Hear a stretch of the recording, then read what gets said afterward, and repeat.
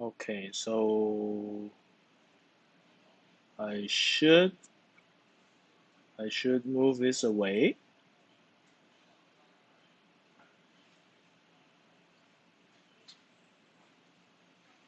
I'm not sure if audio is alright. Let me double check. Test. Yeah, should be alright. Before I talk about this GA is, I need to be able to do this. Okay, GA. Where's my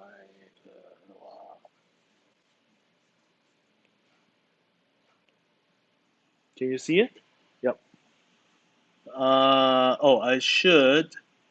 I should do this. Yes. Okay. Uh,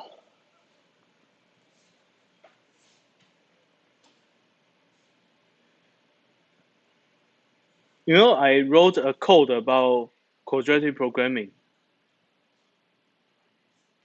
So that was me trying to write the code. This messy stuff. Anyway, I didn't complete yet.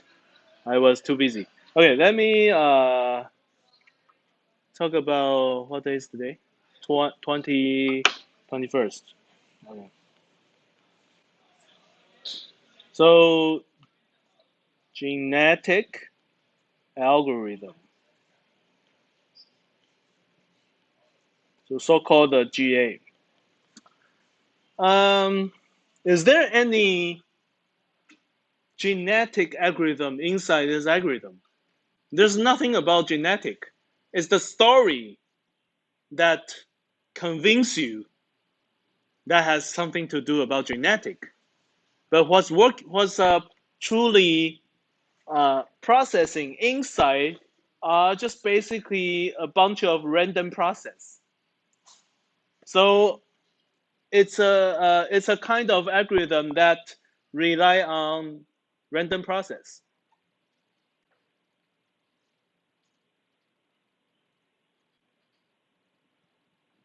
So it's like you can randomly search your design space and see if you can find the solution.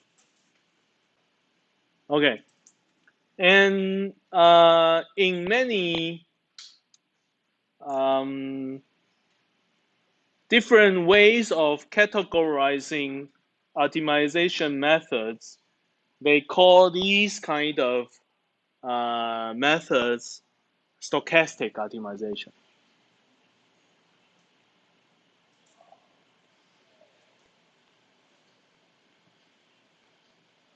So stochastic, the word of stochastic has some relationship with the randomness of the process.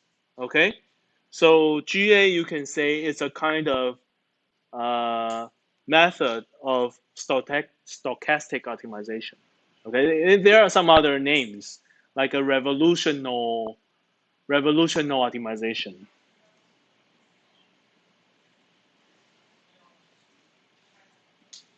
Revolutionary optimization. So for the revolutionary optimization, it's like uh, in every iteration, it's a kind of revolution. So genetic process is like a revolution. We have a first generation of people or species in the world, and there's a revolution of those species. Monkeys become human, things like that. I'm not uh, I'm not good in those biofield. That's why I'm here. I'm the mechanical engineer, so I couldn't tell you the proper terms of those biomedical terms. But funny story. When I was a high school student, I was supposed to be a doctor because I was in the division of bio. But there was a bio high school teacher who I didn't like, So I decided to change the division into engineering. That's why I'm here. So that bio teacher changed my life. I hate him. Otherwise, I'm making big money, in a hospital. Okay, so before I truly moving on to talking about the process of GA, I want you to kind of experience how random process can help in finding the solution. So let's do a test.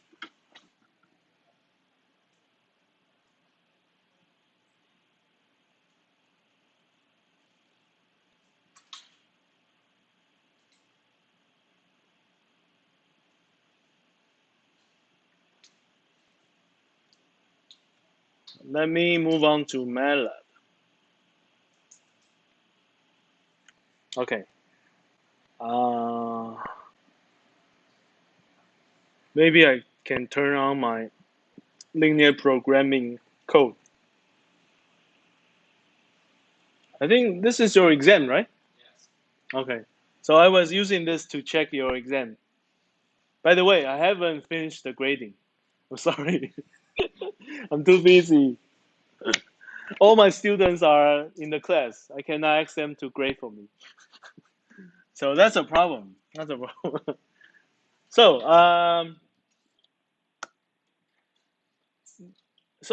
from linear programming, you can tell how gradient-based methods finds the solution. It's always checking the sensitivity, the gradient.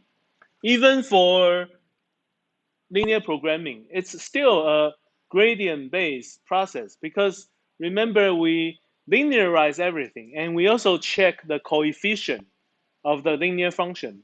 So what are the coefficients are representing? They're actually the great information about the gradient. Like a 2x, the 2 basically will become a part of the gradient when you derivative with respect to x. So in linear programming, still the algorithm is also checking the gradient, but what will happen in GA is that we never check gradient again. We just rely on this random process. So let's see if we can randomly find the solution. Okay. So how do we do that? We can create a random point generator. So we will generate random solutions, and then we will see if the solution satisfies the constraint. If no, then it's not feasible. If yes, it's a feasible point.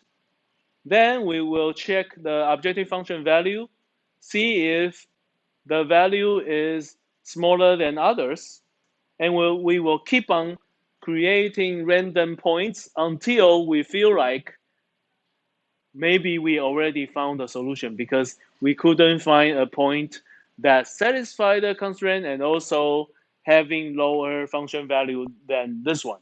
So maybe we should stop. And let's see, with this kind of simple problem, how many random points that needs to be generated. Okay, let's just take a look. So before I do that, maybe I directly do it at the bottom of this code. So a random process. And I know my design domain, let's define a new domain.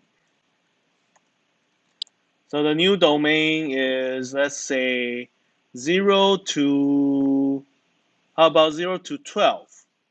No, it's 0 to 15. Okay, 0 to 15, 0 to 15. So I'm gonna generate a bunch of random points inside the range of 0 to 15 for both x1 and x2.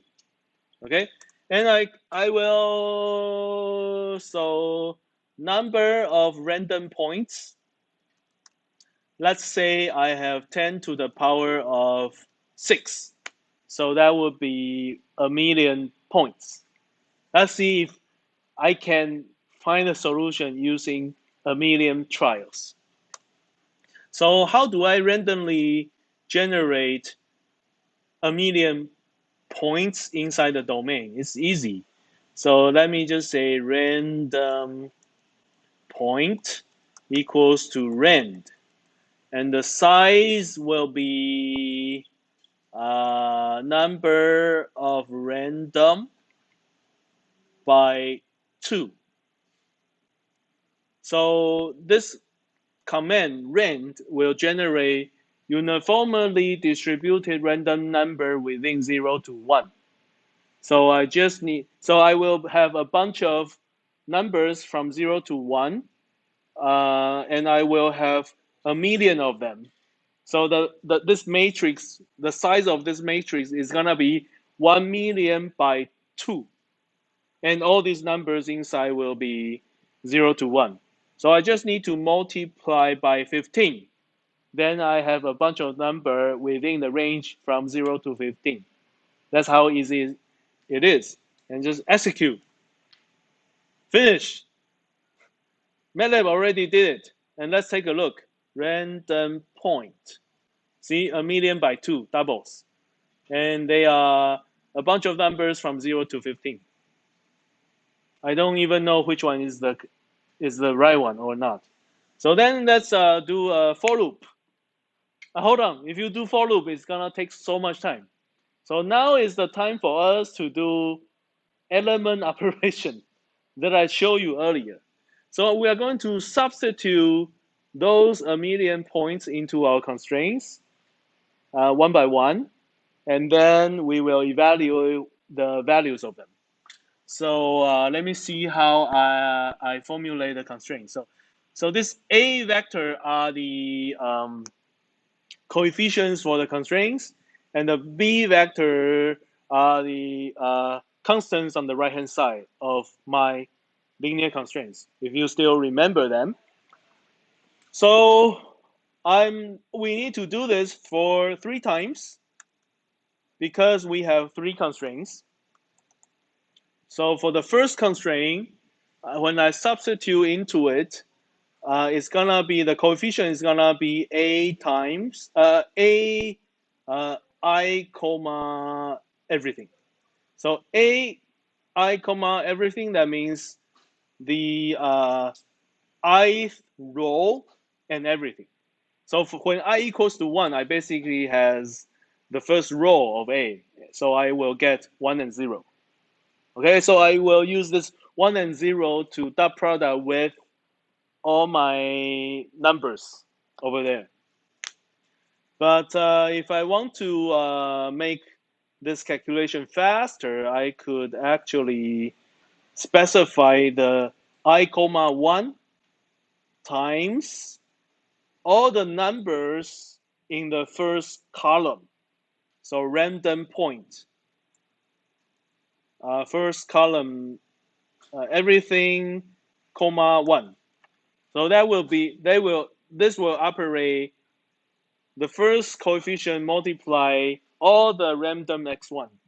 And then plus AI2 times random point pt everything comma 2. Okay, and this value I will need to multiply the constant on the right hand side, so that would be bi1. So this value will be actually the constraint value. So I will name this as constraint value, because later I will get a vector of, I will get a million numbers, because a million points substitute into one constraint. So I should have a million points. So I could say this is gonna be a first row of a matrix. So I would say everything, comma, I. Okay, so if I do that, so MATLAB is so fast. Constraint value here. So I have 1,000,000 by 3. If you check it, those are the constraint values. So these three basically will be my first random point substitute into first, second, and third constraint. Okay? Did you get it? And the second row will be my second random point substitute into the first, second, and third constraint. So those constraint values should be smaller than or equals to 0. Otherwise, it doesn't satisfy. So like the first random point satisfy because all of them are negative. But like the second one violate the first constraint. So I need to determine which are the ones that violate, which are the ones that satisfy. So over here, I could do some check. How do I check? Uh,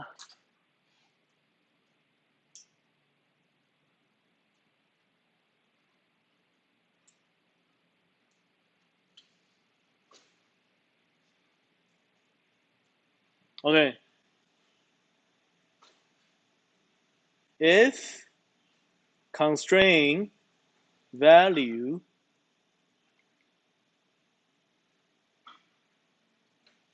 everything and 1 smaller than larger than 0. If that happens, okay. If that happens, I will say kill row equals to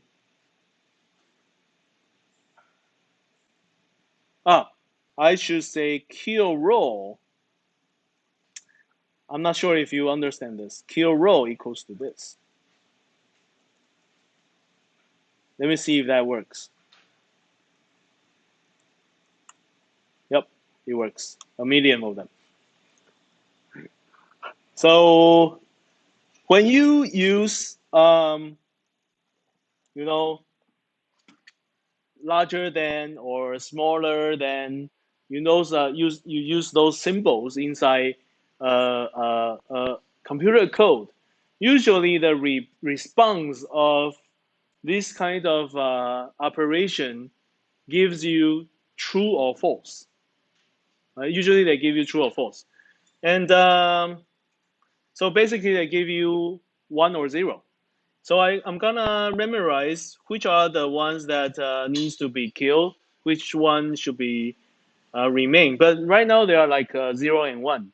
So I can do a multiplication with 1 to 1,000,000.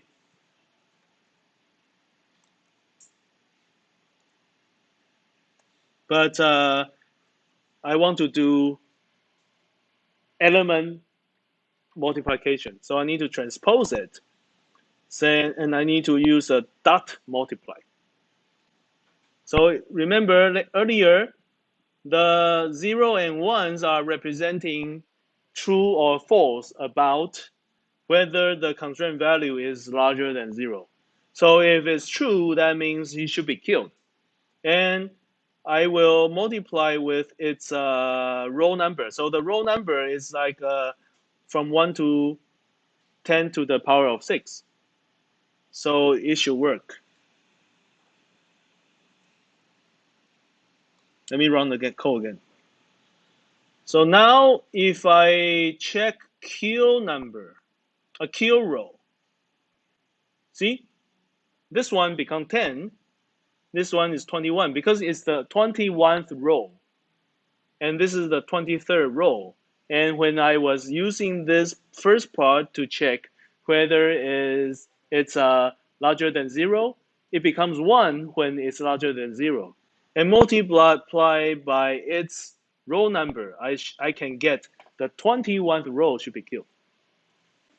If I'm not sure if you can get it. So I get a collection of the those row numbers, because later on I can quickly kill those rows. Okay, so I should do the same thing for the other two constraints. So let me call this everything comma 1.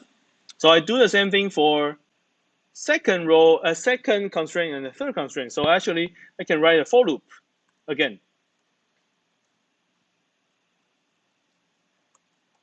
And here I replace the 1 by I, and here 1 by I. So if I do that, when I finish, see I have a bunch of those. So whenever there's a number showing up, that means that row needs to be killed. Okay, so how do I combine those row numbers? So there's a code called, so that let me say kill combine. I can say how do I put them together? Unique, and say kill row 1 and kill row 2 and kill row 3. I only want to see the unique ones. So then what will happen? Kill combine only give me the unique ones. But we have a bunch of zeros, so the first one is 0. And the rest of them are basically the row numbers that was found. So among 1 million points, there are 588,000 points violated constraints. So almost half of them. Our feasibility check is only 50% efficient. So efficient, so not efficient. We by random process, we can get fail point in the probability of 50%. So poor.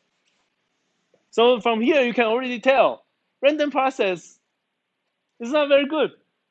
If you have a systematical way like a GA, like a linear programming, like a Newton's method, how many times did you evaluate the function? Maybe 30 times, 40 times. Over here we evaluate 1,000,000 times. Half of them failed. See? So that's why I don't like GA so much. It's just testing your luck. Okay, so how do I kill those rows? So what you can do is you can say random point, and the kill combine, and the second one to the last one. So this will bring up all the row numbers starting from the second one, because we don't need the first one. First one is 0. And then say all those rows in this random point, and just assign a empty vector to those row. What will happen is MATLAB will kill that row. So execute. And from here you can see our random point is having a smaller size, 410990. So only 41% of points remains. 59% of the points was killed by this random process. And of course, every time the number of killing will be very random, because it's a random process. Let me show you again. Now this time, 410853. So it's very possible that within the area from 0 to 15, 0 to 15 in this square area, the feasible space is like 41%. Because when we generate a random point, we uniformly distribute our random points. So there will be like a million points inside this square area. If you want to see them, I can show you. So if I plot out all those points, plot random point 1, random point 2, and use like a small red dots. How about that? Small red dots. Stop here. See how uniformly they were distributed, because there are a million of them. So we can zoom in to check, are they truly random points? They are. They're so randomly being distributed, a million of them. Okay? So, and let me show you the ones that satisfy. Let me plot out. MATLAB is gonna read. For some reason, I didn't fix the problem of this debugging mode. My MATLAB right here will spend 20 seconds or 30 seconds to reload.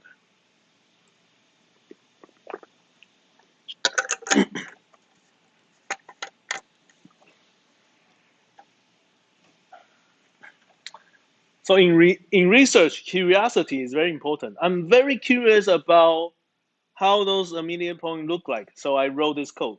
And that curiosity helped me to execute something and then to verify what I have done. So I think you can do the same thing. So let's plot out the okay ones. After killing, we plot out again, but this time we use the how about green color. So the remaining points, 400,000 points, are actually truly inside this feasible space. So this shows that we didn't make any mistake. We did it right. Okay. So if you try to write a code like this and use the stupidest way, you need a lot of for loop. So I know how to write a shorter version code like this, and even faster, based on how MATLAB access to use the matrix operations. So I think I learned how to do it very long time ago, maybe when I was second year of master, something like that. So probably in your age, when I was probably working on some kind of coding, I also learned MATLAB from scratch. Maybe I took one course. I'm not. I don't remember, but I think I took the course in Taiwan. Once I graduated, I forget about some of the stuff. But once I went to USA, my professor actually asked me to use C++. I told him I only know MATLAB and also a little.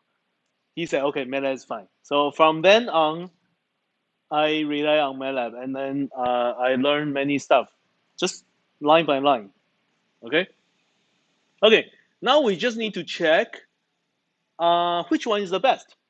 So it's easy. We just need to plug in those 400,000 points to the objective function and see which one is having the smallest number. That's the best point. If we don't substitute into the objective function, we truly don't know which one is the best. There are 400,000 of them. So how do we plug in? Remember, we have this objective function coefficients. So we just plug in the same way, like here, like here. So let me call those OBJ value, objective function value. So this will be like C, the first number of C, multiply all the remaining random points, and then plus C second one times the second row of all the random points. So that basically gives me 400,000, a vector in the size of 400,000 by 1. So they are basically the objective function values. And I just need to know which one is the smallest. So I will write a code like this. If I remember, you can just say min obj value. And you can say f min and id equals to. Okay, so this code will, best practice is to separate by comma. Okay, so ID will be the index number for the minimum one. And then once I get the minimum one, I will display actually I will plot out that minimum point. So plot random point, and the ideath one will be the optimal. And we can just visually tell if we did it right. And this time we use a big circle and use a color of blue and make it larger. Line width 2 and marker size 15. See, we got it. And we can even ask MATLAB to plot out what's the number you got. So let's display the number on the screen. So display the value. We can this time provide a string. So we say optimal by random process equals to. So here I will put this value here. This is the position.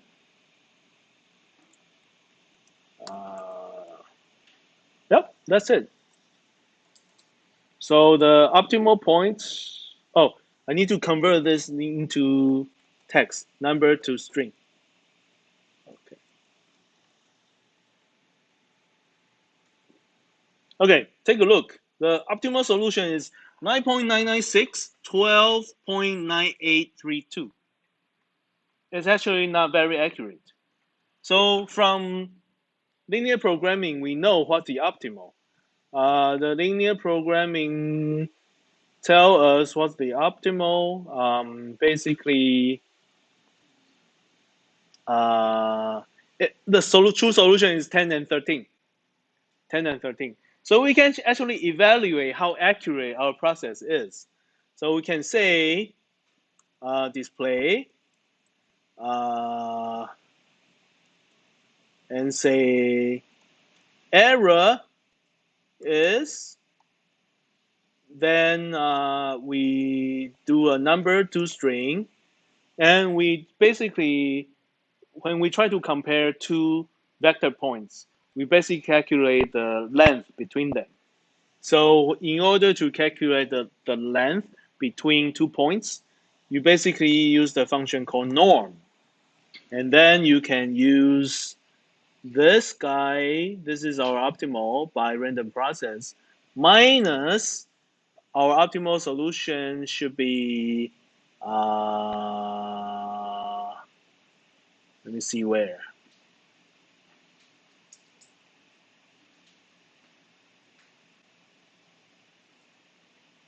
Where did I just use iteration 4? So here. So The name is called X. So X iter. This is the solution. But I did iteration plus one in the final step. So I should minus. So basically the first one and the second one, but iteration of the last one inside this matrix. Okay, so this should do it. Oops, too many, two bracket, one more bracket here. Okay. Okay, so the distance is 0.013. So the accuracy is like, remember when we did optimization, we usually like the accuracy to the 10 to the power of negative 3. This is only 10 to the power of negative 2. It's not quite accurate. So can we increase the accuracy? More random points. So let's see if we have less. Let's say we only have 200 points. Let's see what happens. This is 200 points. And see, we only can get a solution over here. But 200 points. Like in gradient base, we only need maybe 30. So let's try 1,000 of them. 1,000 of them, we already get some very nice approach. 1,000 random points. But the accuracy is 0.23. The error is quite large compared to gradient base, right? So if I want to do more, I have to do more than a million. So let's do 10 to the power of 7. So 10 million. So for 10 million points, MATLAB needs some time. Okay, and let's take a look. 10 to the power of 6 times 10 to the power of negative 3. So still 6 times larger than what we want. Still not accurate. So if you want enough accuracy for your point, you need more. But we already spent 10,000, 10 million. You need a billion maybe. So I don't want to crash my MATLAB. I think this is enough. We already feel like okay, it spent 10 seconds for that. Okay, when you see that, don't try further. Okay, so from here you can already tell. Oh my God, GA is something like this? No, GA is something smarter, but it still rely on some kind of random process. So now I'm moving on to my introduction of GA. And from there, you can tell how they were able to randomize the process, but also having a certain way uh, to find the optimal. So let's take a look. So I'm shifting back to my notes.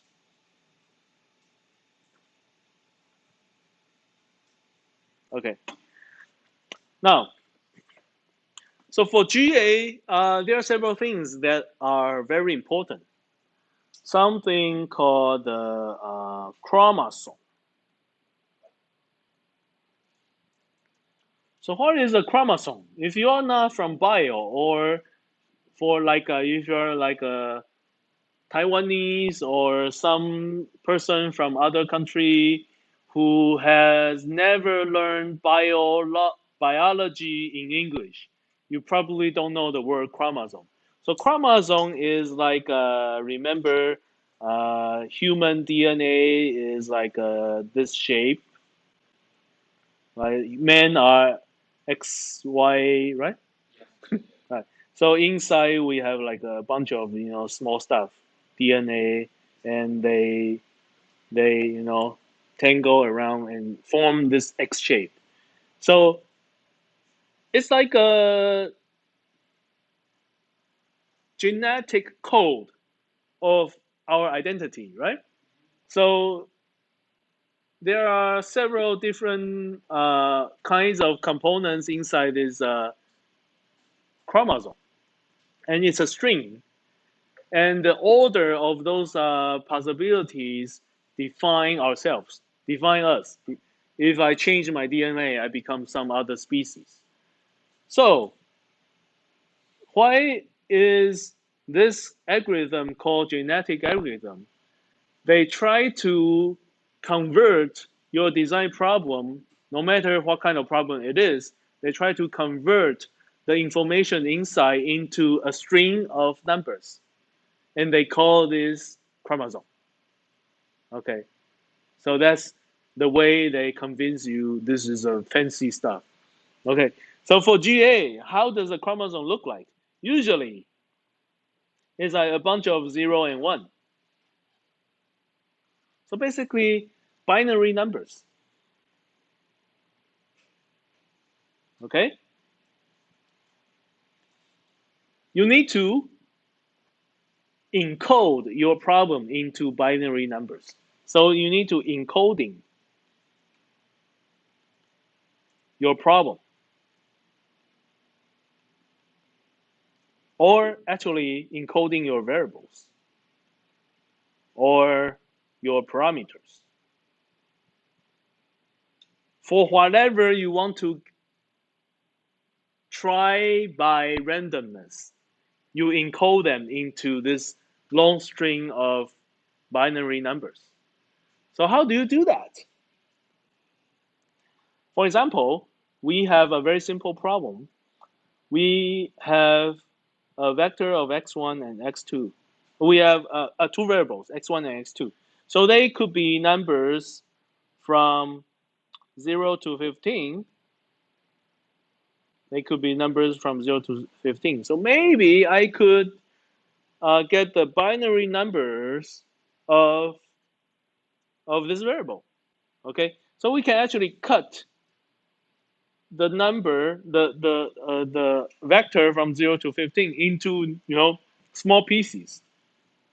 So maybe I could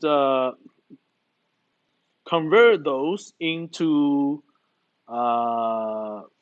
0 to 255.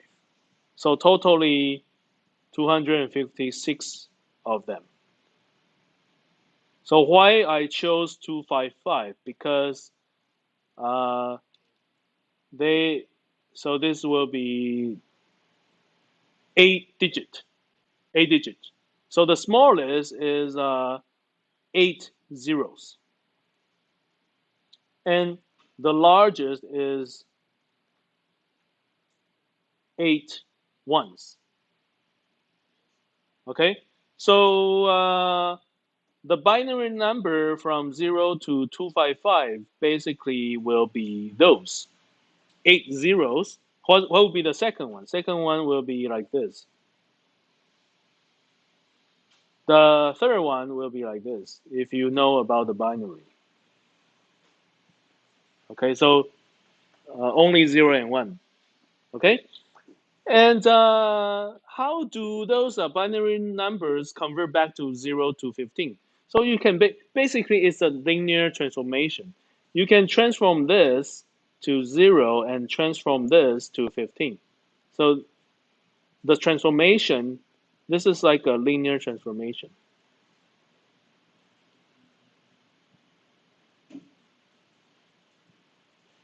So from here, you can already tell, you can make your own decision about how small you would like to cut into. I mean, how condensed the cut will be. If you chose more cuts, then you have a longer string of your binary numbers. More 0 and 1s represent more precise cuts of your variables. Okay? So once you have that, um, but you have x1 and x2, right? You need to put them together. So you need to set up certain rules. So, for example, the first 8-digit here represent the value of x1. And then next to the first string of numbers, I have my another 8 digits, and they represent the value of x2. So totally, I have 16 digits, which will represent certain combination of x1 and x2. So totally, what are the most possible combination I have?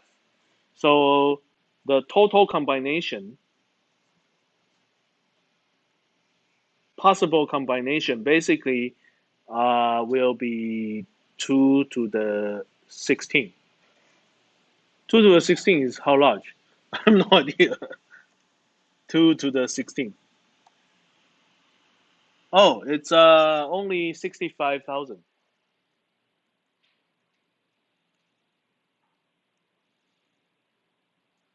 So it's not large. So if you sample 65,000 positions, those are evenly cut positions inside the domain. You already know what's the solution based on what we did, but it's not accurate because, like we said, uh, you need to be like a 10 to the power to the 7 or even more to be precise.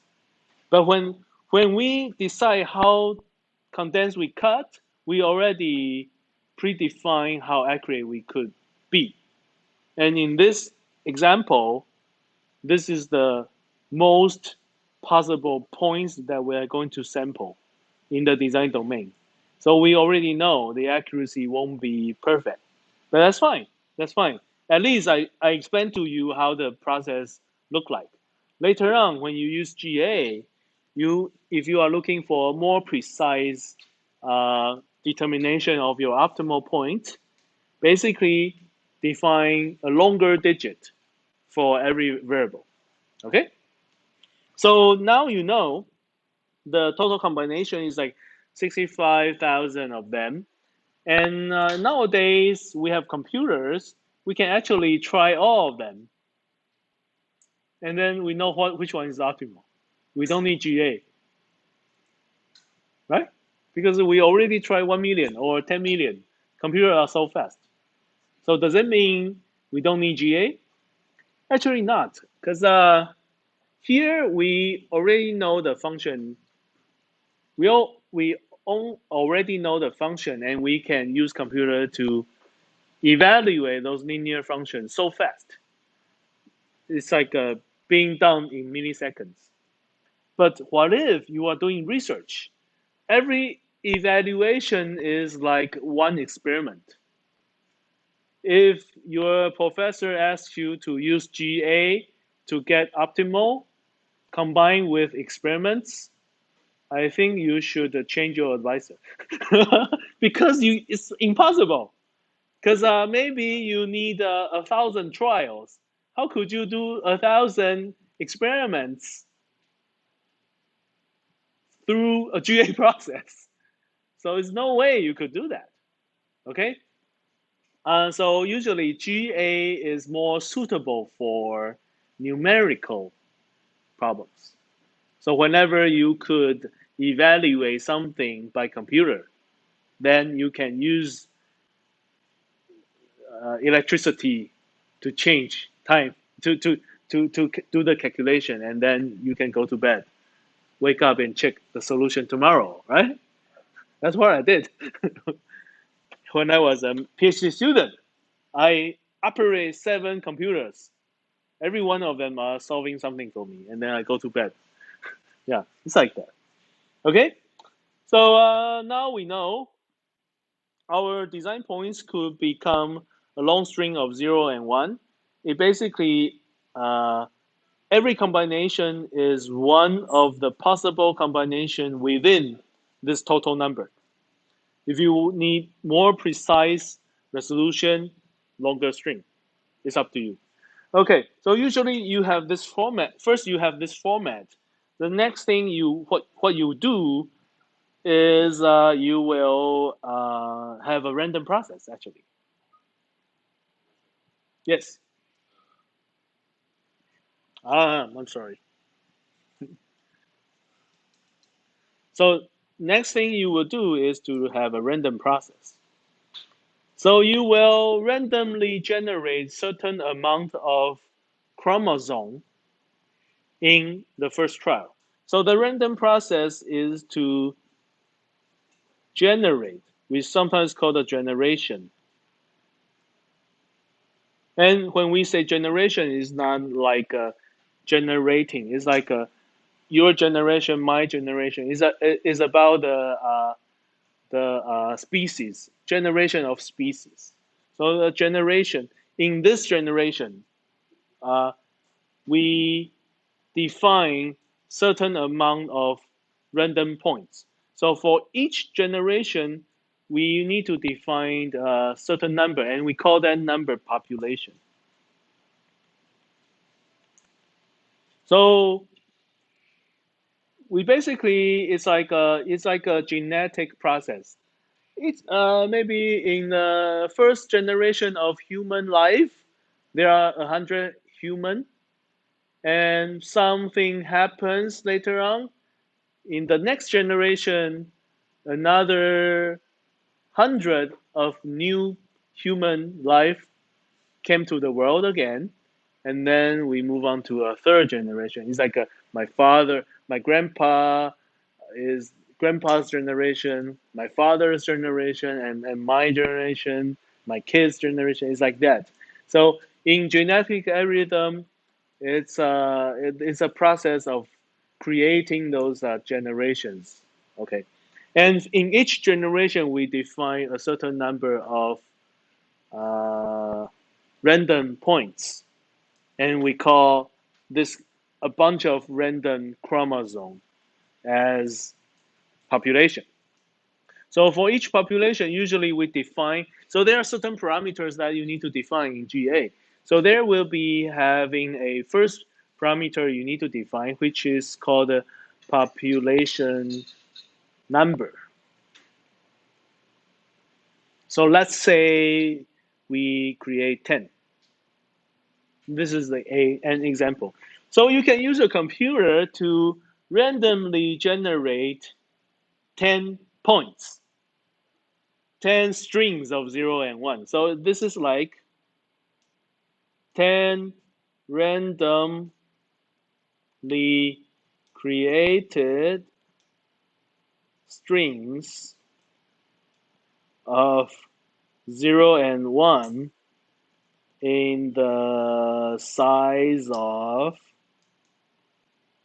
1 by 16, because this is a vector of 1 by 16, right?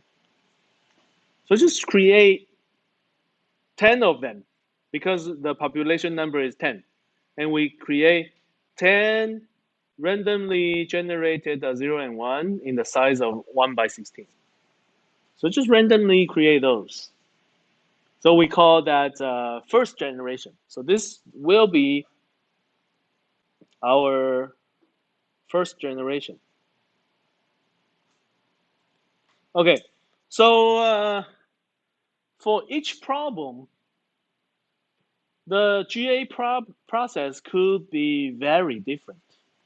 And there are many small, unique ways of finding the optimal solution in GA. So there are a lot of different ways to do it. And when you try to choose your own way in GA, you probably need to read some papers. And you need to make a decision what you would like to do at this point. So there is something, because we are dealing with some feasible constraint optimization. So we know when we randomly generate some point within the design domain, there are only 41% is feasible. So there are 59% is not feasible. So how do we know if it's a feasible point or not? So actually, in my experience, it will be the best if you check feasibility right now. So usually the first process, after the first process, so the first was generation of population, right? That was the first step. And in my experience, I feel like the second step should be feasibility check. So if you have if you are able to check whether the design point is feasible, then please do it right here.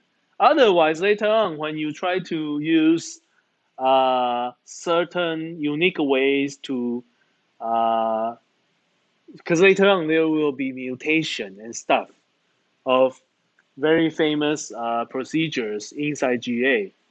If you are dealing with infeasible points, usually it's not good. Okay, so I would say do a feasibility check here. Otherwise, you will spend a lot of time working on infeasible points. So I would say this is suggested here, but maybe optional. Because maybe for your problem, you don't need this. Because sometimes when you have bad points, and some part of the chromosome of a bad point may help you. So when you know more about GUA, you will have a feeling, oh, yeah, you're right. Sometimes if it's a bad one, it's okay. Yeah.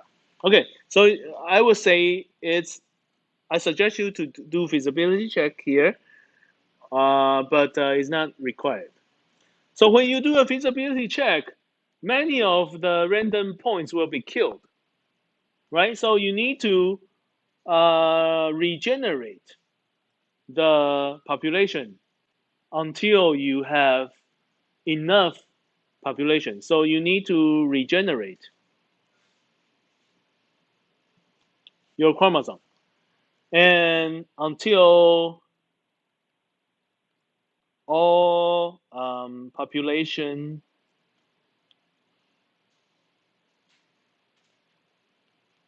are feasible. So in my experience, I like that. I would like my design points inside the populations are feasible. Then I will move on to some other steps. Uh, Over here, there is a step that is very important because now I have 10 random points, only 10. How do I know which one is better? So in the terminology of GA, we call the fitness number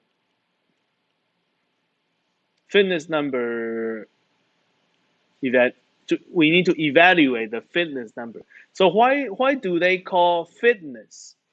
So in genetic, when a species can adapt to the environment and survive, we feel like this kind of species or this person or this animal fit the environment so that it doesn't die. It can give birth to new kids. So this kind of so human doesn't die, cockroach doesn't die, but some kind of animal they die because they don't fit the world well. So the fitness is like how well you fit the world. But this is the story about genetic uh, biology and genetic stuff. So what does fitness number mean in optimization? So for us, usually it's actually your objective function.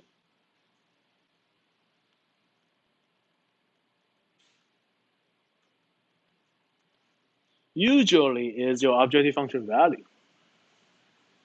But sometimes you are maximizing, sometimes you are minimizing.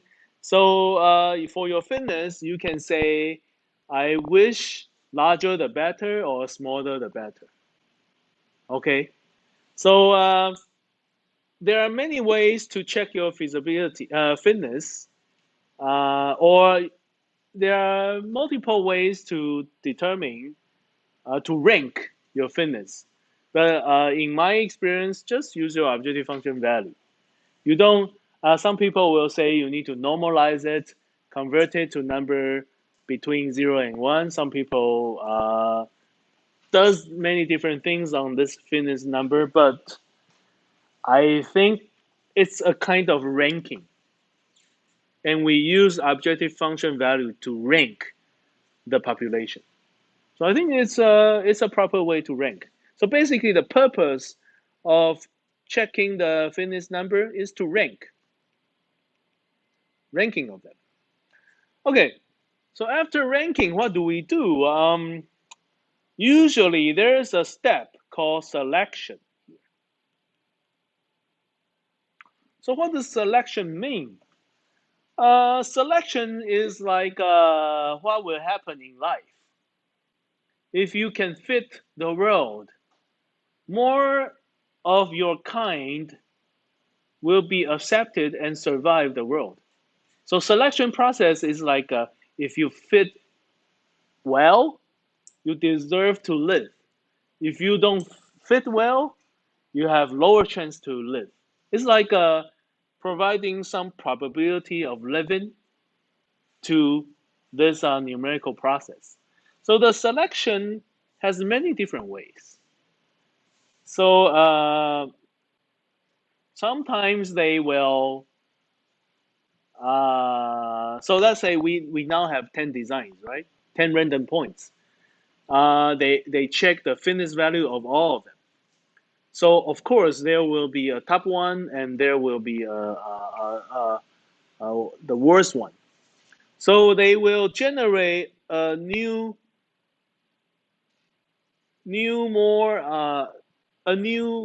10 points based on those original 10.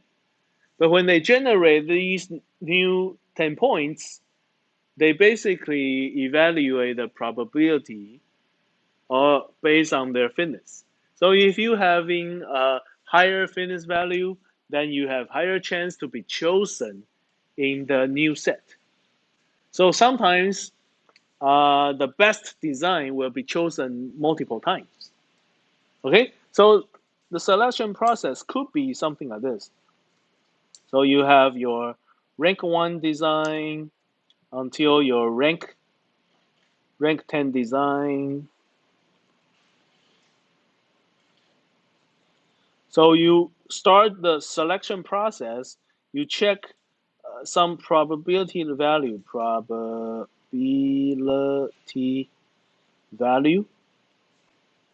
uh, regarding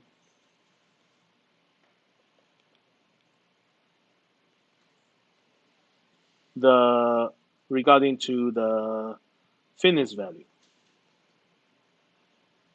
So what does that mean? That means higher fitness, greater chance to be selected. It's just like that. You can create some kind of numerical procedure to be able to do the same thing. Just give the higher rank design better chance to be selected, and give the lower rank one to have lower probability to be selected. And it's okay if one design being selected multiple times. So you will then have a new set of chromosomes. And inside this new set of chromosomes, it's possible that you have multiple ones that are the same. So you could have same design inside.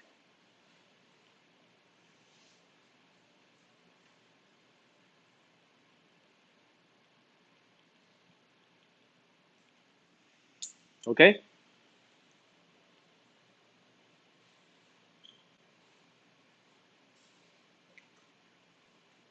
You could have a new design inside. So this is a kind of way to select, just to make this generation of random population more like how the species genetic world happens. Just so they are trying to mimic what's happening in the biological genetic evolution. Okay, so that's why sometimes people call this evolutionary optimization. So once you have this new set of chromosomes, so usually what's inside this new set of chromosomes will be a bunch of points that should have pretty nice fitness value. Of course, you may have some that has poor ones. Okay, then what would you do? There will be two more stuff that you need to do. The fifth one, uh, the fifth step and the sixth step could be done uh, in either order. So let me introduce the first kind is so-called the mutation. So once you finish selection, you can move on to this stage. It's called the mutation stage. So how does those chromosomes mutate? So for take one of the chromosome as an example. So this is one possible design. Actually, we have 16 of them, right? So let me just say 16 digits. So with mutation, we need another parameter right here, so-called the mutation rate.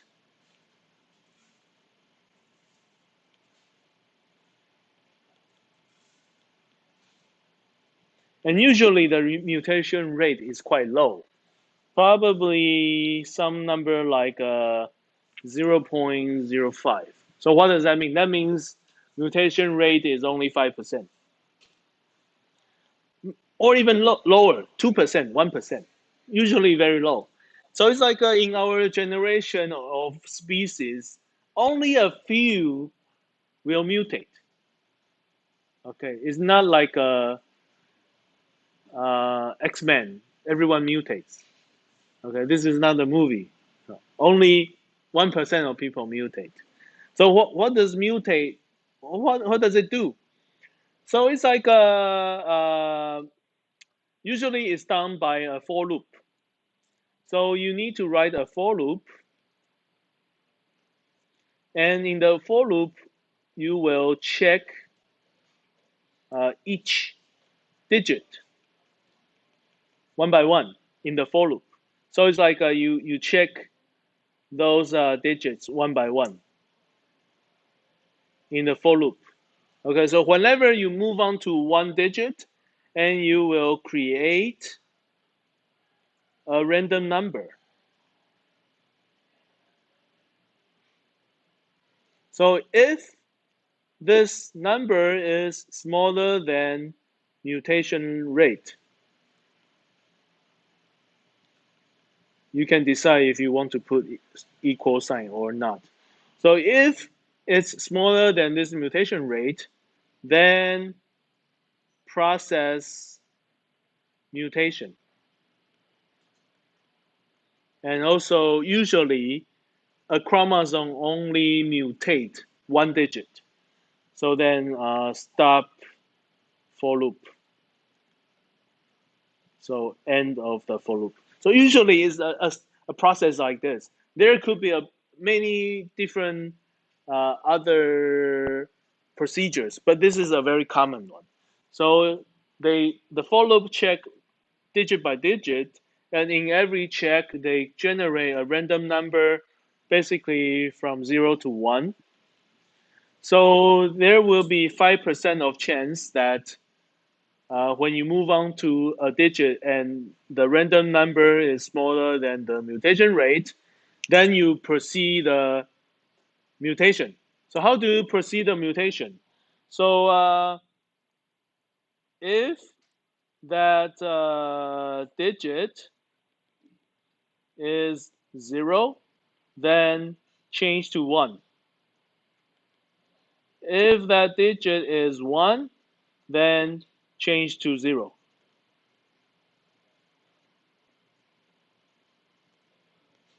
So if you need to proceed the mutation, then it's like that.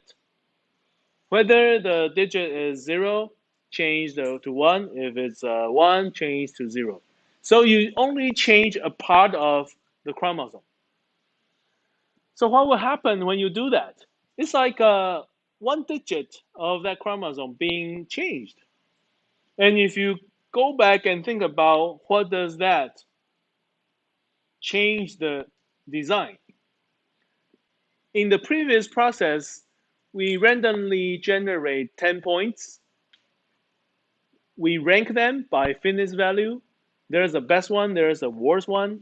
And then we go through a probabilistic selection process to pick up the best one more, pick up the worst one less. So we have a bunch of new set of 10 points. Many of them are good, some of them are bad. And now, in one of the chromosome, I did this mutation process. That could be either any one of the chromosome. It's just by luck. So one of the chromosome, it could be the good one or the bad one, and we go through a mutation process, and unfortunately, it requires a mutation process. So a part of its body being changed from 0 to 1 or from 1 to 0. So what does that change to the design itself? The value of x1 and x2 may be changed. Maybe the change is located in the first 8 digit, or maybe the change in the last 8 digit. If the change is in the first 8 digit, that means the value of x1 changes. So when the change is on the very left of the binary number, it's a huge change. But if the change is on the right-hand side of the binary number, it's a small change. So if you look at this, the first 8 digits are representing x1. So what if this one needs to be changed from 0 to 1? This only increases the number by 1. One small step, movement. But if this one needs to be changed, then it's a huge movement. So this mutation process has the possibility of doing small movements for your design point, and it has a very slow, some other probabilities for large movements, because you never know which digit of the chromosome may be mutated. And whenever the mutation process happens, the design change its position. You change your design. And it's a totally random change. Okay, so that's an interesting part of this GA process. Sometimes tiny movement, sometimes large. Okay, so this is mutation. How about another step? Another step is called the crossover.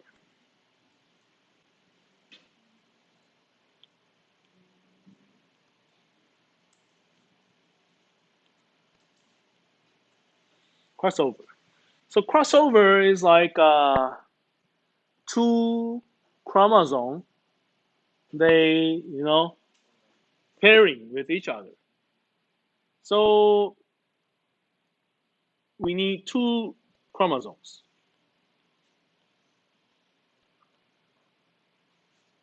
So let's say I have a first one, a second one, maybe like this. And then we do exactly the same thing, but we have a crossover rate.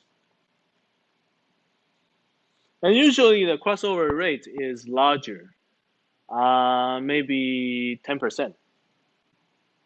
So let's say I have 10% of crossover. And we do exactly the same thing. We have a for loop. And we check digit by digit.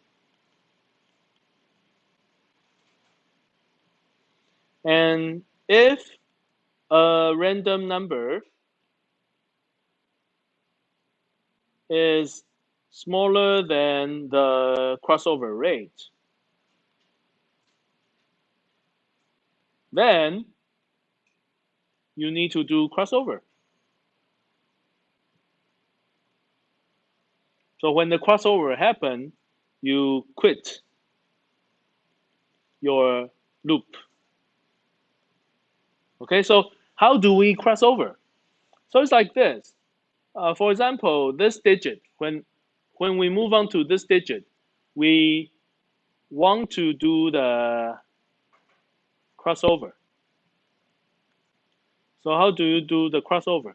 So in your coding, usually the digit that was being investigated will be included in this crossover process. So when they do crossover, basically they exchange their body. So it's like this portion of the chromosome and this portion of this chromosome change. We give a portion of our chromosome to the other side, and theirs comes to our side. So they swap their body. Okay. So what does this do? So whenever an algorithm tell you to do something, you can always go back and think about what does that help me. So let's say the first 8, remember the first 8 is x1 and the rest are like x2. So it's like whenever I do that, we did no change to the x2, but we did a lot of change on x1. So some part of the x1 in this chromosome will be linked to some other part of the x1 on the other side. So maybe, what if, we don't know. Maybe the optimal looks like 0, 1, 0, 0 and 1, 1, 0, 1. Maybe this is optimal. Maybe this is the x1 star. So it's like this chromosome includes a portion of the optimal. And the other chromosome includes some other portion of the optimal. So if we are lucky, when we do the swapping, it's like doing a puzzle. Maybe this puzzle doesn't fit, some other puzzle fit. So it's another very random way of changing the component of your binary numbers. But sometimes, if you're lucky enough, it's at least better than pure random process, because we already did certain steps to make sure those chromosomes are good, right? We already did a bunch of selection to make sure we keep the good ones, and also we have multiple good ones. And when we did a mutation, sometimes we only do tiny movements. Sometimes we can do large movements. And when we do crossover, sometimes it's like maybe I'm already in one of the chromosome. Maybe the position of this chromosome is already very close to the true solution. But only a portion of the binary numbers needs to be changed. And if you are lucky enough, maybe the swapping process will swap the bad part of your chromosome to the other side and swap the good part of the digits into this chromosome. So by this process, maybe if we're lucky enough, we can eventually get a better design. Okay, so do we need to do crossover first or mutation first? It's up to you. So I have read papers. There's no people sometimes debating. Okay, do this first, do this that. It's very from here you can already tell it's very random, right? So you can do small tricks inside. You can say, okay, I want to do this and that. When I do the crossover, I would like to cross over in a certain way, but it's still following certain guidance. Don't mutate and cross over too much, and try to keep the good ones. So that's the spirit of GA. Okay, what will be the second step? Come on. So the second step is what? Ah, the second step usually is called keeping the elite member, elite member, or elite chromosome.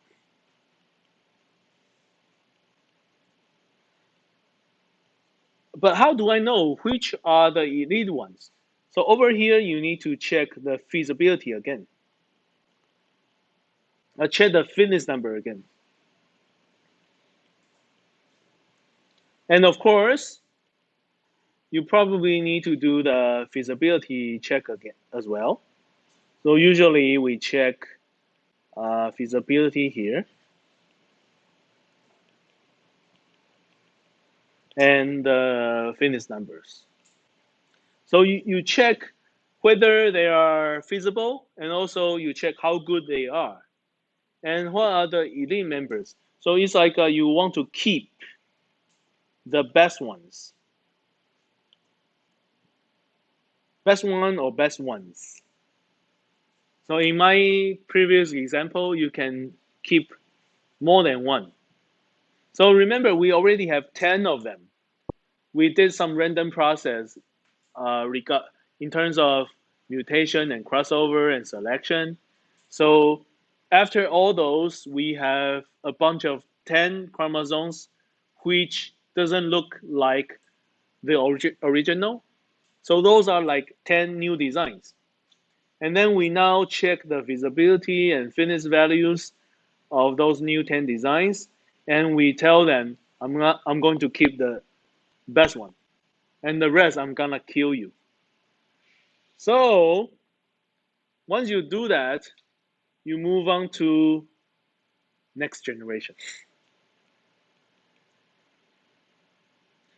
So in the next generation, remember we have a population number of 10. And because in the previous generation, we already want to keep maybe one or two. So in the next generation, we only generate 8 more or 9 more. And then we repeat this process until we're happy.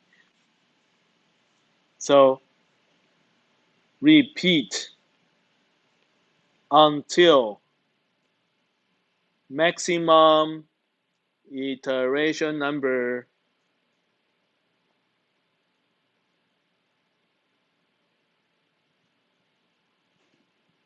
until reaching the maximum iteration number, or until some other criteria. You can decide. So it's a very general and standard, not standard, general concept of genetic algorithm. Okay, so let's try this in MATLAB. I'm going to do a very simple one. So let's see.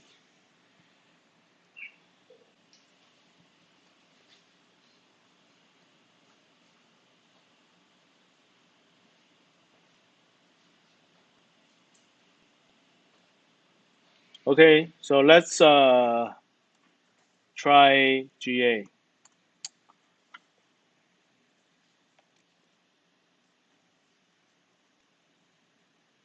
So we can use what we had earlier, we generate a bunch of random points. So I'm going to copy those, but I'm going to generate only 10 of them. Let's try 10 of them. Okay. And I have 10 random points. I need to convert them into chromosomes. So how do I convert them into chromosomes? Basically, I know I can. Then I don't need multiply by 15. I basically oh, I think I would do the feasibility check until I get all feasible. Then I can. I'm kind of lazy, so I'm going to generate 100 of them. Then I'm sure I should have 10 feasible ones. I'm gonna pick up the first 10 of them. A very lazy process. So, so I can repeat some of the codes here. Uh, so like I said, GA could be very. You can write it in your own way. So now I'm gonna plot them. I did 100 of them, so I know I need to do a feasibility check. So I'm gonna repeat all these, kill all these. Okay, I'm killing them. So what we did was working, and then okay. So once I repeat what we had earlier, I will have 100 random points, and only 41 will be feasible.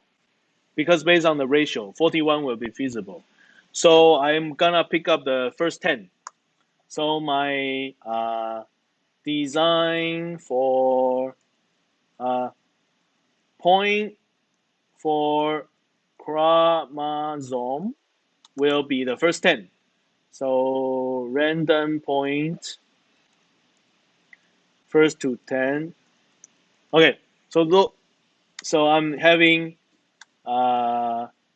population number. Oh, let me define a population number here. So pop number, let me say 10. So here I'm gonna pick up 1 to the pop number. Okay. So I'll pick up 10 of them. The first 10 of them will be my chosen feasible ones. So over here, I need to do feasibility. No, I need to do finish number.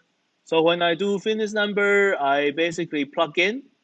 So I can use the same code here. Maybe I plot out the chosen one as well. I'm gonna plot out the chosen one. Point for chromosome. The chosen one. And I'm gonna use what color? Blue color. Small circles. Okay, so the blue circles will be the 10 chosen ones. And also, I'm gonna evaluate the objective function value. So I'm gonna just plug in here. Just plug in. So when I plug in, basically these are the finish numbers. Okay, so now I need to generate a kind of selection process so that the best one can be chosen multiple times and the worst one will be chosen fewer times. So within all those finish numbers, I can determine which one is the best one and which one is the worst one. So let me say obj max is basically max of obj value, and obj mean will be mean of obj value. So because every time you will basically have a bunch of random points in the feasible space. You don't even know what would be the best, highest possible fitness value for your chosen or the randomly chosen 10 designs. So every time I will evaluate what's the highest possible value right here and what was the worst one. So over here, I'm gonna proceed to do selection here. So how do I do selection?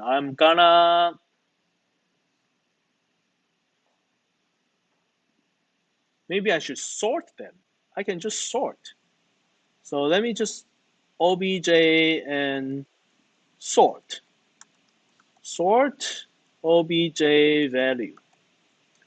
I don't remember which one.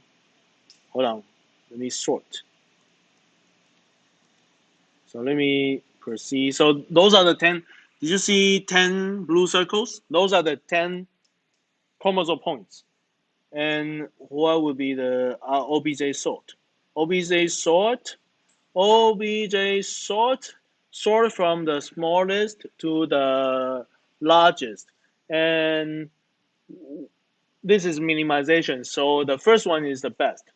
So here, based on my current sorting, the first one is the best. Okay.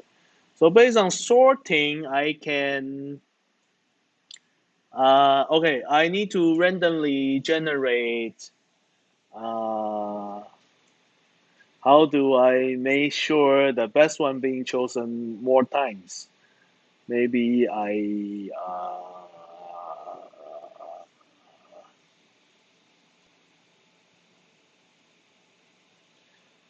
there's a way called Russian roulette, but I didn't talk about it.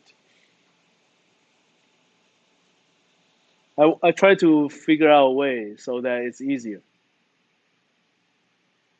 Okay, how about this? I generate a linear function.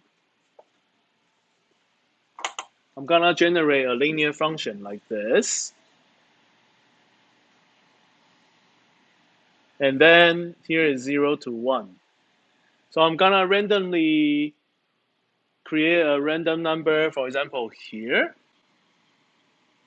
And the random number, if it's small, no, then the probability of the chosen rate should be nonlinear. So it's like right now that my first one is the best one, and my last one is the worst one. So I want this one to having a better rate of being chosen. So I could generate a function maybe like this.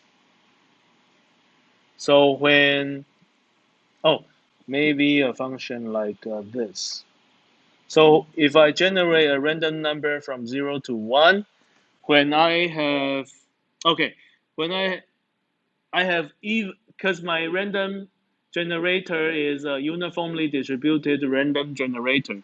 So if I get a number here, the response is low.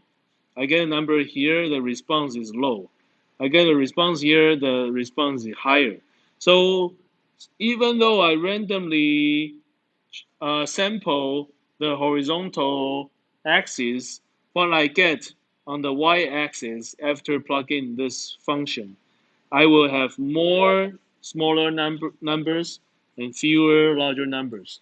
So I can just do this to have higher chance of selection at the bottom ones and the lower chance of selection on the top ones. So this function basically y equals to x squared. This is what I'm gonna do. Okay, so I will say ran 10. So ran generate 10 random numbers, and then I need to uh, perform y equals to x squared. So just uh, just power to the 2, so quadratic function of it, square of it. So just dot square dot power of 2. So dot power is also element operation. So then I will get a bunch of numbers that has more smaller values and fewer top values. So this will be the selection probabilities. Okay. And because I only have 10 of them, so I can, uh, once I have this number, I can multiply by 10, multiply by 10, and then do rounding. So I will get a bunch of numbers from 0 to 10. But, no, not 0. Yes, a bunch of numbers from 0 to 10. Oh, no, I should not do the rounding. I should do seeding. I should do seeding. If I do seeding, I will get a number from 1 to 10. Yes, 1 to 10. So I will have more ones, fewer tens. So actually, there will be a selection index. So my new points after selection basically will be the points for chromosome, but the index, the selection index here. So let's see what happened. Bucket. Well, no seeing. Seal. Seal. Okay. So let's see what are the points being chosen. Maybe I plot out what the chosen ones. Let's see if we already chose the ones that are having greater fitness values. So this time I'm gonna make also blue circles, but make larger ones. So marker size maybe 10, and this time I'm gonna do a line width 2. Oh, not exactly. Try again.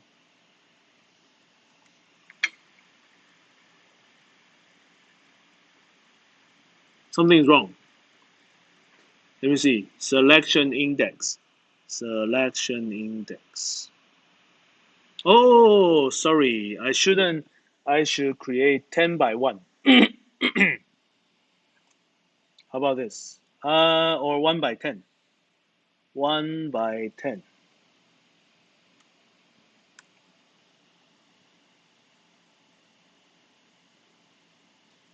Oh,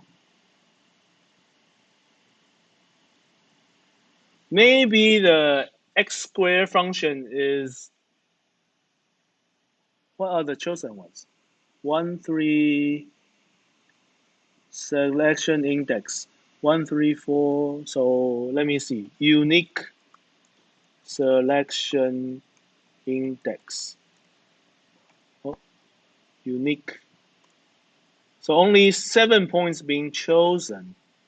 But when I plot them, supposedly I should have 7 different points. So why is that? Point for chromosome selection index. Point after selection.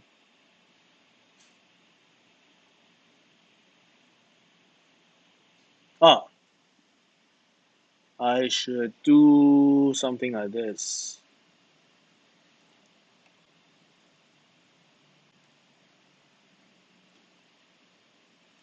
Maybe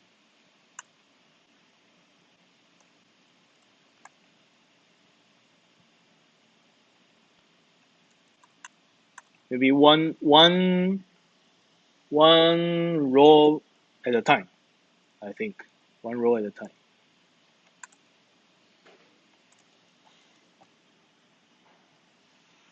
Did we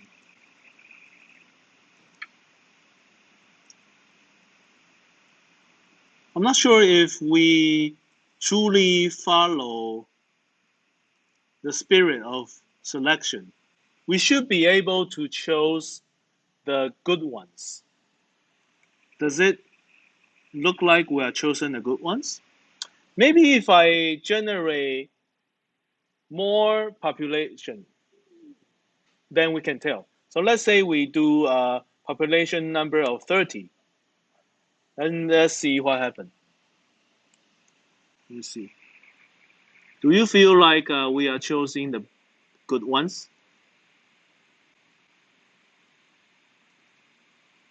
Maybe. Like from here, the best one was chosen. So we have 30 of them, and by this process, we are able to pick up the best one. So maybe the best one was being selected multiple times. But this process is very random. It's really very random.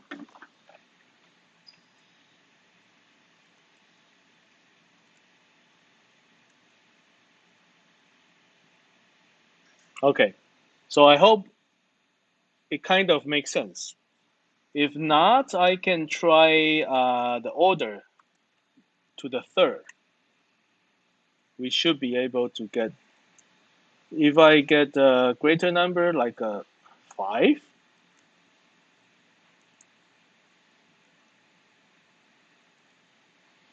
yeah, I think it kind of pick up the, at least we always get good ones near the optimal solution. Yeah, like in this case, we have 30 sampling points, and some was chosen by this selection process, and they are they're not just randomly picked. They are chosen because their fitness number is greater. So 4 of them being chosen there.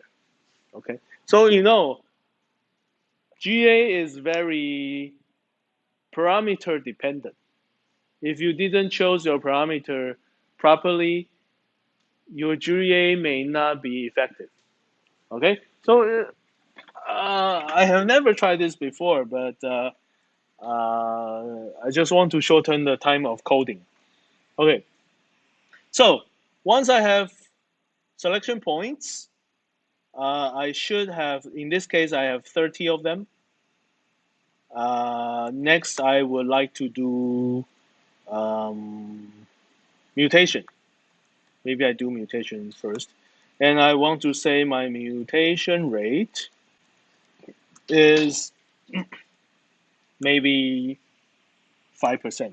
I'm not sure. And so for I from 1 to the size of point. Oh, hold on. I haven't binarized them. Sorry. I should binarize them. So I need to convert them into chromosomes. So how do I binarize them? They are points. So I need to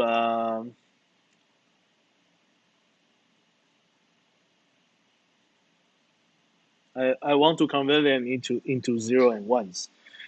So chromosomes basically equals to,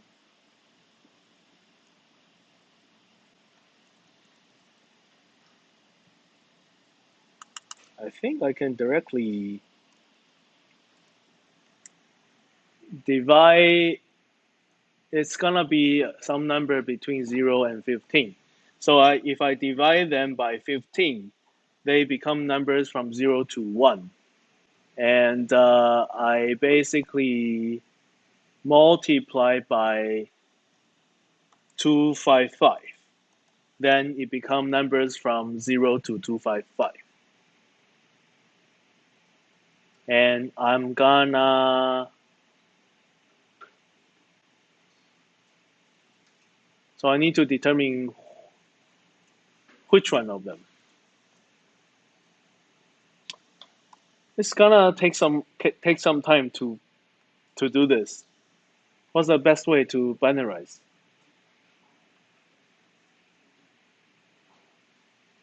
GA guy. I have one student, he did GA before, but he did it in C++. So what would be the best way to do it? Maybe binarization, binarization,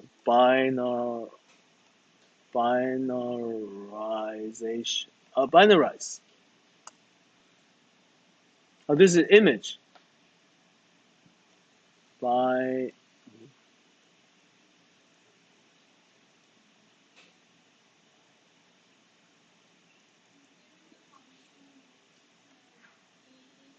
yeah, I know there is some function. I don't remember. Convert to binary.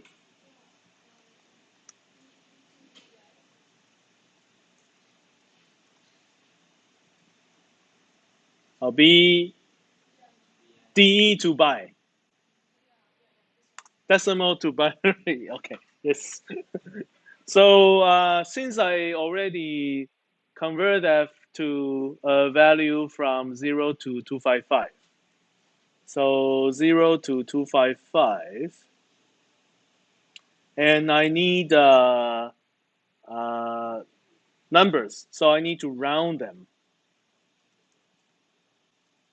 So after I round them, I should have, it's possible I have 0, it's possible I have 255. I think it's okay. And then I convert decimal to binary. Decimal to binary.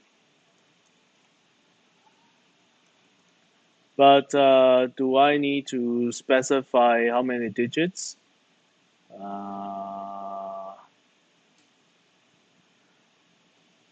Let me test a little bit. So by decimal to binary, if I say 5, they give you all the numbers. So I have,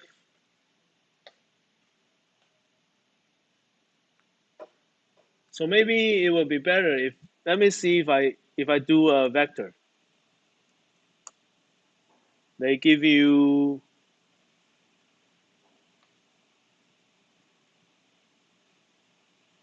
why is it like that?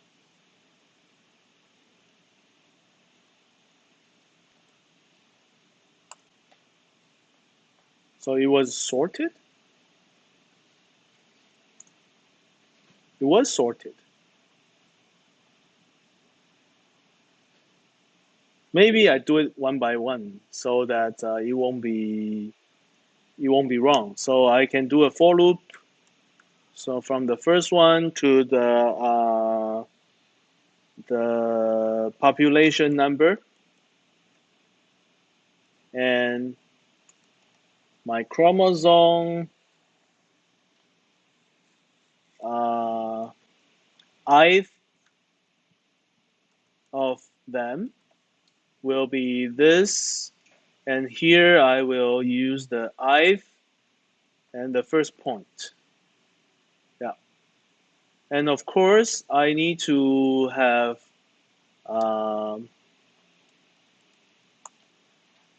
my x2. That was x1, and I need to do the same thing for x2 here.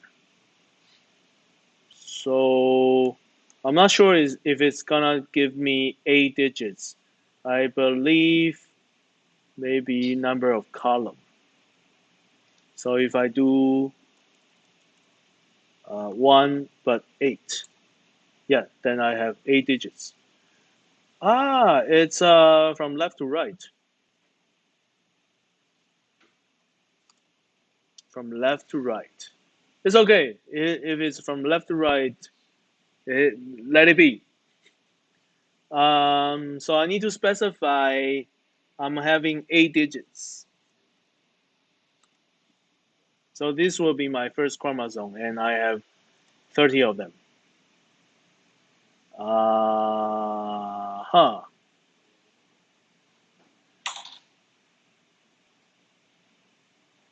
Let me pause right here and see what happens. So if I have this, What do I have?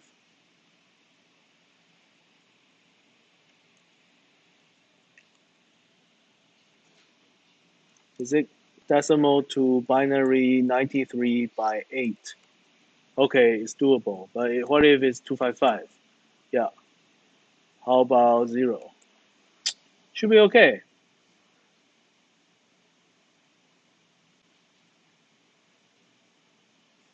So what was the bug? Step?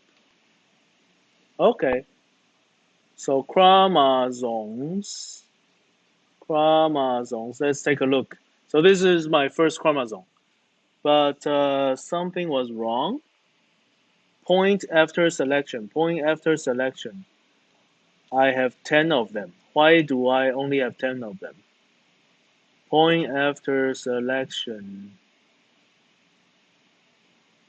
Because I only say 10 here. So my selection index should use the population number. Yeah. Random. Yes. Uh, yes, should be like that. That's why I think this is okay. So I have chromosomes.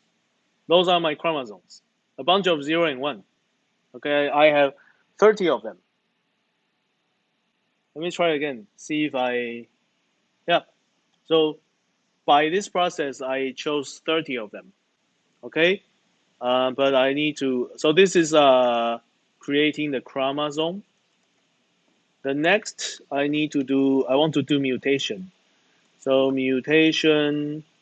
Let me just say mute rate. Mute rate. Let's say 5%. How do you do that? From the first one to the population number, and then for each chromosome, it's a string.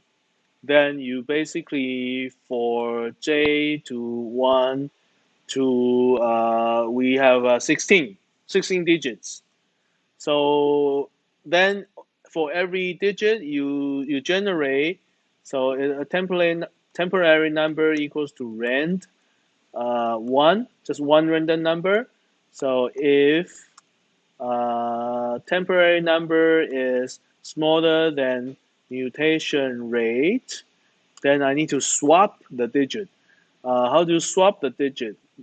So switch, a switch loop, the chromosome, the ith population, and jth digit, and for the case 0 and case 1. So you basically change the number. If it's 0, change it to 1. If it's 1, change it to 0. So once you did it, you should return.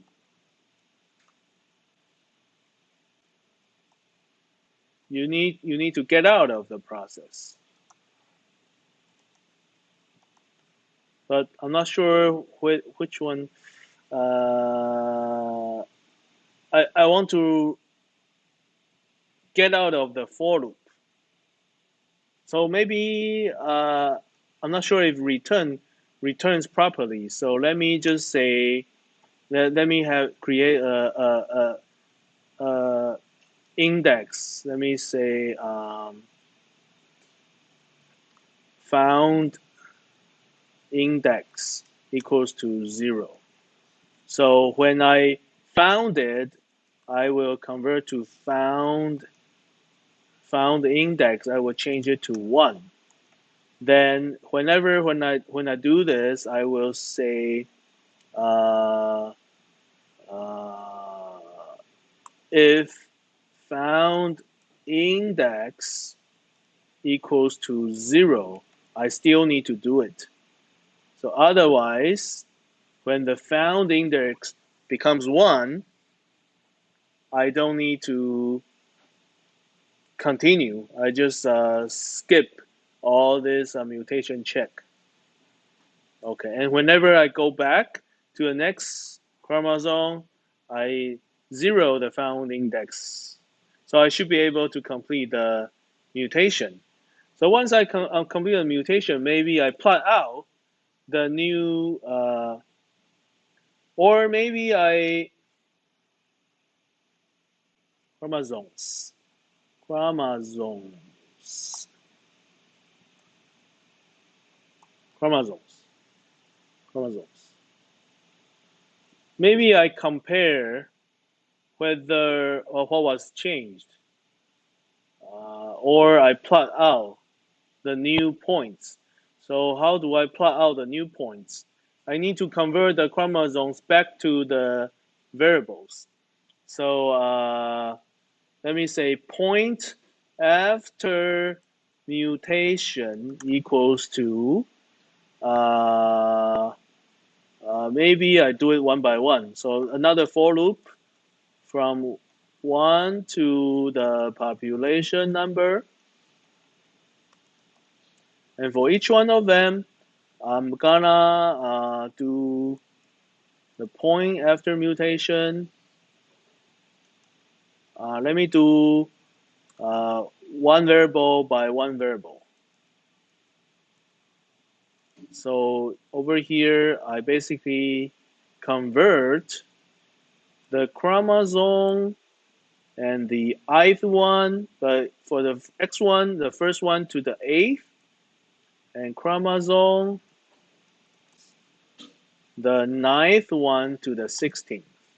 So I basically, from binary to decimal, that will give me a number from 0 to 255. So I divide it by 255 and multiply by 15, I will get the number. So once I finish this, I will have my variable, the first variable, then I plot out the points. So I want to plot out the points. So this time when I plot out, this is after mutation. Let's take a look what will happen. So this time let me make it red and even larger size so we can see it. Okay, something was wrong. One more bracket. Yeah.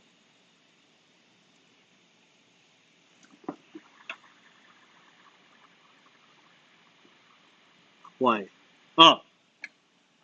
This should be the ith one. Okay, so after mutation, we can double check. Some of them should. Okay, how come this point shift from here to this new position? Because when we binarize our points, we lose accuracy, but it should be very close. Because when I first randomly generate points, I didn't generate them on our binarization. But you can already tell some red points remain the same because it didn't mutate. But many of them mutate, like those. Like a new point was generated here.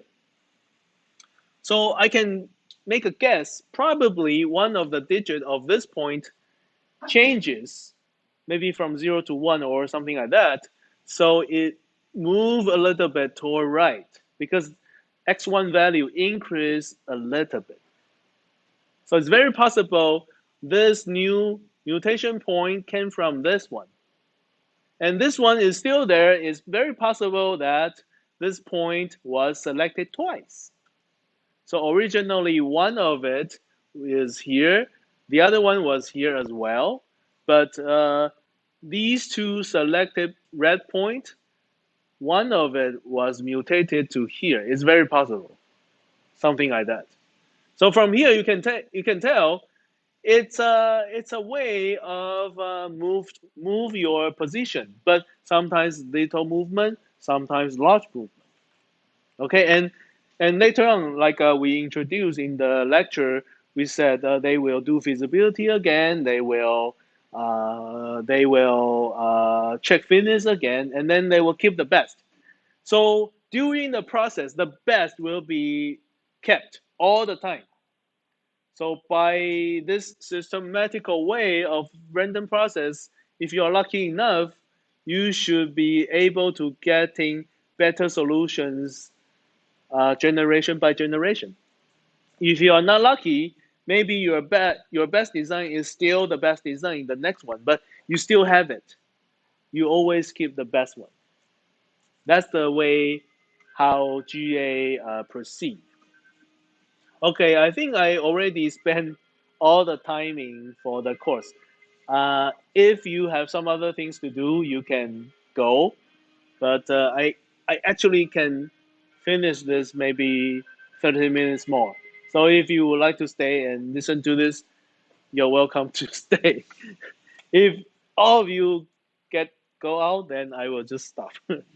Anyway, it seems like this mutation works. So I would like to. So Howard is quite different from your mutation, right? But same spirit. I think the same spirit. I think it works. So like today, I didn't even bring any notes because I know GA is a very random process, and you need to follow how the method works. But there are so many parameters in there. Sometimes the parameter is too high or too low. You need to tune the parameters. Anyway, so now we already completed our mutation. Now I'm gonna set up a crossover. Let me just say cross rate. My crossover rate, I'm gonna set it to be 10%. So for I equals to 1 to the population number, and for j from I to the population number. So for every possible combination of two chromosomes from my set, I'm gonna check if they need to do crossover. And whenever they cross over, I'm not going to, I will leave the crossover one there. So when they cross over, their body is changed. Okay. So from here, I'm gonna do the same trick. I will create a found index. How can you guys go? I'm not talking to you guys and say that. You have class?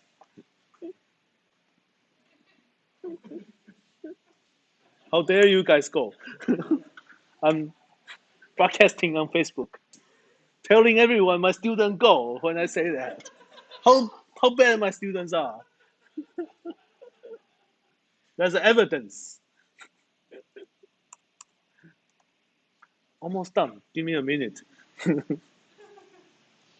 Okay. So see, I'm also checking from one digit to digit. Same process. Oh, over here, the only difference is that whenever, oh, here I'm comparing with this crossover rate. So whenever the crossover rate satisfy, I need to swap. So how do we swap? So it's not like the procedure is not the same as the mutation. It's a swapping. So I should say the chromosomes, um, the ith one, and the the found index, which will be the k, and to the tail.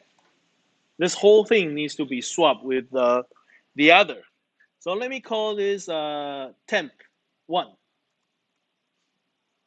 And I'm gonna call the other one the temp2. So the other one, the index will be the jth. So I'm basically keeping the tail of the chromosomes, but I better clean up the temp every time I decide to do a check. So temp1 equals to an empty vector and temp2 equals to an empty vector. Okay, so I will be making sure when I satisfy the crossover rate, the tail of the first chromosome and the second chromosome will be kept over here. And then I do the swapping. So the chromosome, the ith one, will remain the same for the first several, the first to the k minus 1 digit plus the temp2. So that's how you can change your body. And how about the other one? The other one, the jth one, keep the same first part, and the tail choose the temp1. So that's how we could swap. And then we will keep on doing this until everything finish.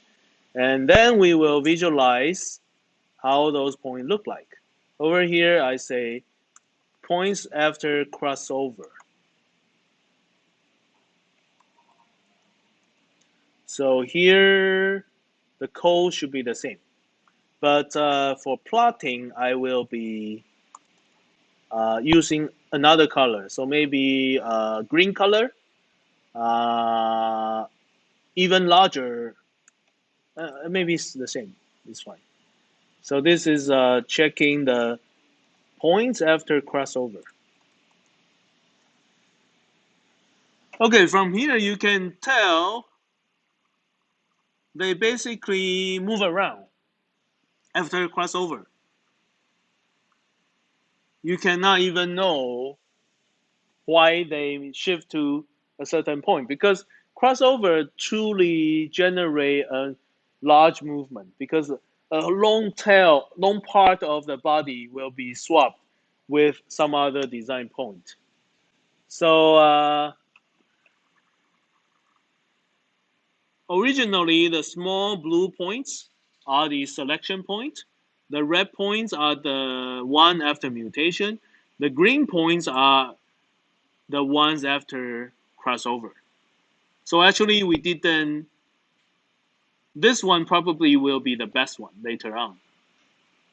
Okay, so over here we need to do a feasibility check because feasibility check, because we don't care about the infeasible ones. So how do we do feasibility check? It's right here. So we check the constraint value, but maybe I clean up this con value, clean up this variable, and then this time we plug in the points after crossover. So we plug in, and we follow the exactly same code here. We determine which are the ones need to be killed, right? The rest are the same, but here, kill combination, kill. So over here, you kill point after crossover. Okay, so you should be able to get the ones that are feasible. So let's plot out to check if the right ones were kept. So this time, let's use cross and red, maybe size of 10. Something was wrong. So the Q after crossover, Q row number of random. Oh, the size of this is wrong. The size should be the size of the population number, because we should have here should be population number.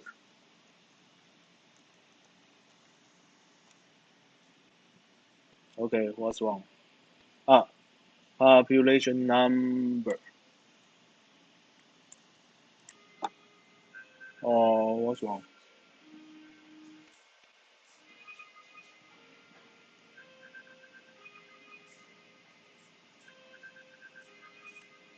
Q row.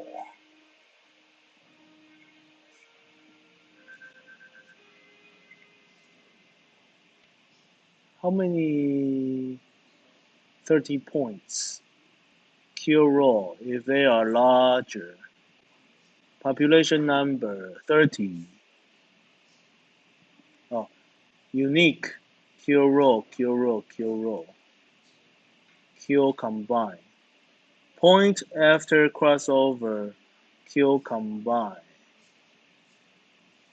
Q row, Q row. Something was wrong here.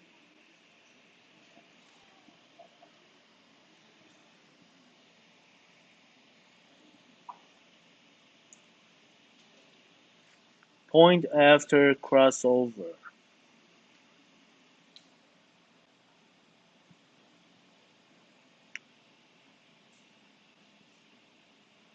Constraint value. Constraint value. 30 of them. Q row. Oh, no.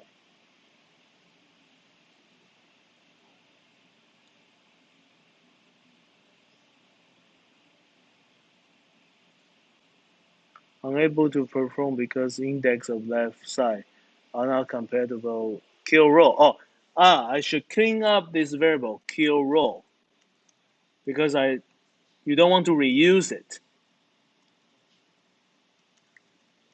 You want to reuse. You want to refresh the variable. That's why.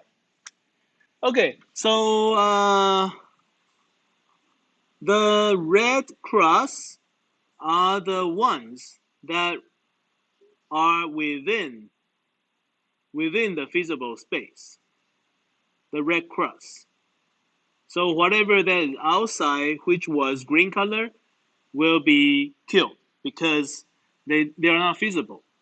And then we need to check the fitness value. Fitness value.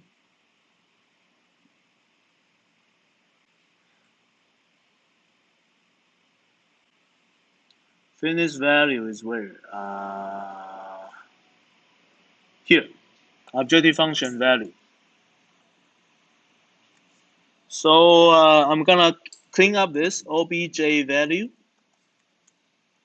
And here I basically plug in all the points that was kept after crossover. So I have a bunch of objective function value, and I will rank them. So if I sort, like here, OBJ sort, actually I need a minimum one. So OBJ min, OBJ min is basically the mean of OBJ value, and I need to know which one. So let me put an ID here. So that best one will be kept. So let me call the elite. Basically, elite is point after crossover ID. Yeah, and then let me plot out plot out the elite member. Basically the best point. So the best point, let me do a cross and blue color and larger size. So there's a blue cross here. That blue cross was the elite. That's an elite member. So from this process, how many times we evaluate our function? We basically randomly generate 30 chromosomes. So it's like we tested the design domain 30 times. And during the process, of course, we need to regenerate some points. So the number of evaluation increases, but not much, because the population number was 30, and in order to find 30 feasible ones, maybe we spend more than 30 trials. Maybe, for example, 40. So we spend 40 trials to get 30 feasible ones, and then we go through this process. The process, the random process in GA doesn't require any evaluation. But once we are finished, at the end, we have 30 new designs that has been selected, mutated, and crossover. So those 30 new designs will be re-evaluated to find the fitness. So totally, how many times we evaluate the system? Maybe 40 times in the beginning, and then 30 times in the tail. So in one iteration, we evaluate 70 times. And maybe we want to go through GA 100 iteration. So the total function evaluation for this GA will be 7,000. But compare the possible combination we had is 40 something thousand. No, 64,000. So with all the possible combinations, 64,000, we only used 7,000. Maybe we could already find the optimal. So that's the spirit of GA. So from here, you can tell we could find the best design among those 30 trials. And we will keep this one and then generate 29 more new ones in the next iteration, and then go through the same thing. And if we are lucky, we should be able to find a better one maybe toward here. And then we are going to do this 100 times. So maybe we will be getting the true solution later on. That's how the GA process. And from here, from how we visualize the process, you can tell this is kind of making sense. And compared to true random process, which probably require 10,000 or 100,000 or even 1 million, 7,000 sounds like an okay number, right? So this is what I want to cover today. I could provide those on the internet, on our Facebook and Moodle. If you're interested, you can download and use it. Okay? Thanks for staying. Okay, bye. 可以走了，可以走了。